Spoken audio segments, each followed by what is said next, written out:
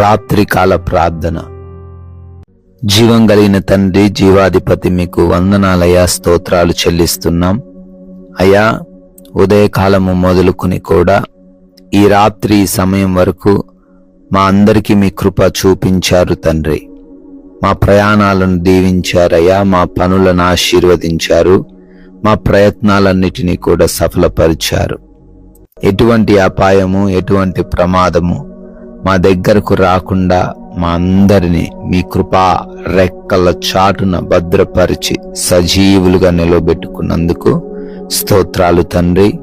ఈ రాత్రి సమయంలో మరొకసారి కుటుంబం అందరము మీ పాద సన్నిధిన చేరి ఈ విధంగా ప్రార్థించుకునే అవకాశం దయచేసినందుకు కూడా మీకే కోట్లాది కోట్ల స్తుతులయ్యా, స్తోత్రాలు, వందనాలు చెల్లిస్తున్నాం.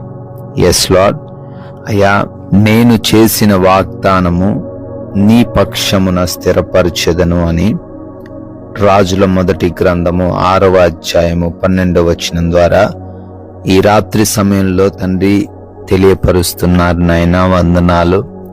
ఏ వాగ్దానం అయితే బిడ్డల జీవితంలో మీరు చేసి ఉన్నారో ఆ వాగ్దానాన్ని మీరు స్థిరపరుస్తానని, దేనిని నిమిత్తము కూడా భయపడొద్దు అని, ఆ వాగ్దానం ఖచ్చితంగా నెరవేరి తీరుతుంది అని లేఖనాల ద్వారా అయా మీరు ఆదరణ కలిగించే మాటలను ప్రచురపరుస్తున్నందుకు స్తోత్రాలు. ప్రతి ఒక్కరు కూడా మీరు వారికి అనుగ్రహించిన వాగ్దానాలను ఎత్తి పట్టుకొని ప్రార్థన చేస్తూ వాటిని పొందుకోవడానికి కృప చూపించమని అడుగుతున్నాం ప్రభువా. అయినా అనేక మంది బిడ్డలు ఈ రాత్రి సమయంలో ఈ ప్రార్థనలో ఏకీభవిస్తున్నారు. వారందరి కొరకు కూడా పేరు పేరున అడుగుతూ ఉన్నాం, ప్రార్థిస్తున్నాం. కృపా సహాయము దయచేయండి తండ్రి.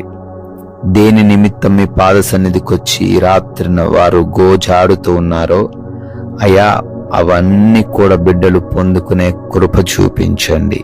ఎంతో మంది అనారోగ్య సమస్యల చేత బాధించబడుతున్నారు, పీడించబడుతున్నారు తండ్రి. వారిని తాకండి అయ్యా, వారిని ముట్టండి ప్రభువా. ఏ మెడిసిన్స్ వాడుతున్నా ఉపయోగం లేని పరిస్థితుల్లో ఉంటుండగా సంపూర్ణ స్వస్థత మీరే దయచేయండి తండ్రి. అరికాలు మొదలుకొని నడినెత్తి వరకు ఉన్న ప్రతి బలహీనతను బట్టి అడుగుతున్నాము. ప్రతి ఆర్గాన్ని ముట్టండి, స్వస్థత దయచేయండి. అంధకార క్రియలన్నిటినీ యేసు నామమున లయపరచండి. అదే విధముగా డిప్రెషన్లో నుంచి వారిని లేవనెత్తండి నాయనా. గర్భఫలం లేని